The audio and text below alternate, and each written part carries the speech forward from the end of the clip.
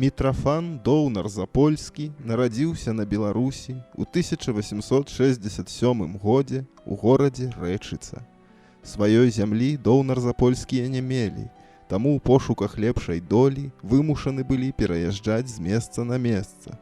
А ў 1880-х сям'я зусім распалася. Гэта і было прычынай таго, што Мітрафан атрымліваў адукацыю ў розных гарадах: Баранавічы, Плоўдзіў, Мінск, Мазыр, Кіеў. З маленства яму дасталіся цвёрды характар і воля. Падчас вучобы ў мазырскай прагімназіі класны кіраўнік Мітрафана адзначаў, што патрабуецца звяртаць на яго асаблівую ўвагу за саманадзейнасць і свавольны нораў. А падчас вучобы ў першай кіеўскай гімназіі у вучня 8 класа Мітрафана Доўнар-Запольскага знайшлі забароненую на той час у Расійскай імперыі літаратуру.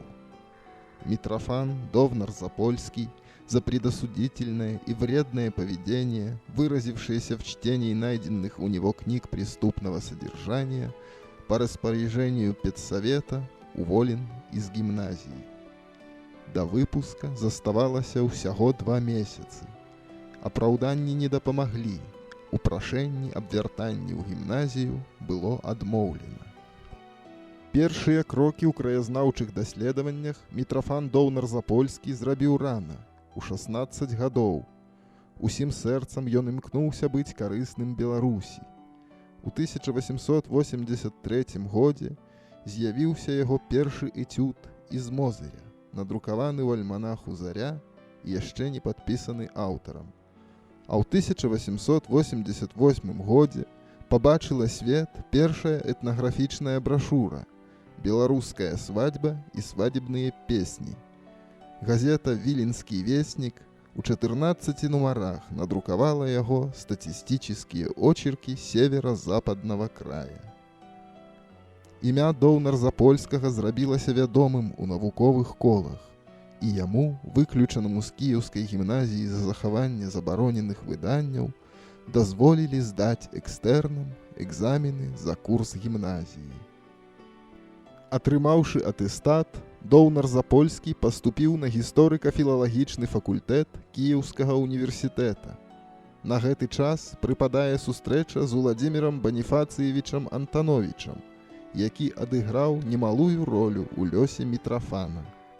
Па заданні настаўніка Мітрафан Доўнар-Запольскі напісаў нарыс па гісторыі крывіцкай і дрыгавіцкай земляў да канца 12 стагоддзя, які пацвердзіў беларусазнаўчы прыярытэт яго навуковых зацікаўленняў. Калі надышоў час выпускных экзаменаў ва ўніверсітэце, старшыня экзаменацыйнай камісіі прафесар Зялінскі адзначыў, што выпускнік Доўнар-Запольскі обладает редкостным для его возраста объемом познаний, замечательным трудолюбием и выдающимися природными дараваниями.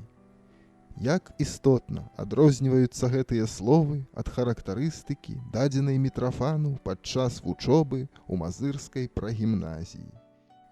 Пасля заканчэння універсітэта, не без цяжкасці і з дапамогай Уладзіміра Антановіча, Мітрафану Доўнар-Запольскаму давялося пераадолець рэпутацыю недабранадзейнага і застацца на кафедры. У 1895 годзе навуковыя клопаты прывялі вучонага ў маскоўскі архіў Міністэрства юстыцыі, дзе захоўваліся шматлікія крыніцы па гісторыі Беларусі, у тым ліку метрыка Вялікага княства Літоўскага. У 1899 годзе Доўнар-Запольскі паспяхова вытрымаў магістарскія іспыты і быў прыняты ў Маскоўскі універсітэт прыват-дацэнтам гісторыка-філалагічнага факультэта на кафедру расійскай гісторыі. Мітрафан Віктаравіч праявіў сябе як таленавіты выкладчык. Яго лекцыі заўсёды збіралі поўную аўдыторыю і былі вядомы па-за межамі універсітэта. Леў Талстой даведаўся аб тым, што Доўнар-Запольскі ў сваіх лекцыях закранае гісторыю дзекабрысцкага руху. Ён якраз працаваў над раманам «Дзекабрысты». Пісьменнік запрасіў Мітрафана Віктаравіча да сябе. У доме Толстых у Хамоўніках адбыліся некалькі сустрэч і працяглых гутарак на гэту тэму сусветна вядомага пісьменніка з маладым гісторыкам. Пазней Доўнар-Запольскі падрыхтаваў і выдаў зборнік «Мемуары декабрыстаў». Маскоўскі перыяд стаў адметным і ў асабістым жыцці Доўнар-Запольскага. У 1896 годзе ён ажаніўся з Надзеяй Зейферт. Гэта быў яго другі шлюб. Пра першы шлюб амаль нічога не вядома. Ізноў Кіеў і Кіеўскі універсітэт. Вялікая актавая зала універсітэта не заўсёды магла змясціць усіх жадаючых паслухаць лекцыі Мітрафана Доўнар-Запольскага. Яго вучаніца, вядомы гісторык Наталля Палонская-Васіленка, пісала ў сваіх успамінах. Доўнар-Запольскі захоўваў у дачыненні са студэнтамі паставу старэйшага, бліскучага сябра, цікавіўся справамі моладзі, дапамагаў студэнтам выходзіць на навуковы шлях, ніколі не шкадаваў часу на кансультацыі, парады, дазваляў карыстацца сваёй багатай бібліятэкай. Формай падрыхтоўкі сваіх вучняў, акрамя традыцыйных лекцый і семінараў, Мітрафан Віктаравіч абраў і гісторыка-краязнаўчы гурток. Нягледзячы на поспехі, вучоны шукаў новыя магчымасці для рэалізацыі сваіх навуковых і педагагічных поглядаў. У яго з'явілася ідэя аб стварэнні вышэйшай навучальнай установы. Само жыццё патрабавала падрыхтоўкі эканамістаў-практыкаў, якія маглі б працаваць у розных галінах гаспадаркі. І ў 1906 годзе Мітрафан Доўнар-Запольскі заснаваў вышэйшыя камерцыйныя курсы, якія вельмі хутка былі пераўтвораны ў камерцыйны інстытут. Вучоны ўспамінаў, пачынаць працу прыходзілася амаль з нуля. Не было ні сродкаў, ні вучэбных праграм, ні выкладчыкаў, згодных працаваць ва ўстанове новага тыпу. Вопыт арганізацыі адукацыі быў пазней выкарыстаны ім пры арганізацыі Кіеўскага археалагічнага інстытута, Азербайджанскага універсітэта, а таксама пры падрыхтоўцы праекта Беларускага універсітэта. Грамадзянская вайна стала асабістай трагедыяй для Мітрафана Доўнар-Запольскага. Яго жонка і сыны трапілі пад уплыў вядомага дзеяча партыі бальшавікоў у Кіеве Уладзіміра Затонскага. Жонка пакінула мужа, а сыны публічна адмовіліся ад яго, абвінаваціўшы ў контррэвалюцыйнай дзейнасці. Пазней абодва сыны загінулі. Вячаслаў ад тыфу, а Всевалад падчас падаўлення антыбальшавіцкіх выступленняў. Балюча было сэрцу вучонага. Пасля былі Харкаў, Баку, Мінск. Мінскі перыяд жыцця і дзейнасці Доўнар-Запольскага вельмі цікавая і плённая старонка яго біяграфіі. Збылася даўняя мара вучонага. У Мінску былі адкрыты Беларускі дзяржаўны універсітэт, Інстытут беларускай культуры, дзяржаўнае выдавецтва. Разгарнулася шырокая кампанія па адраджэнні нацыянальнай культуры.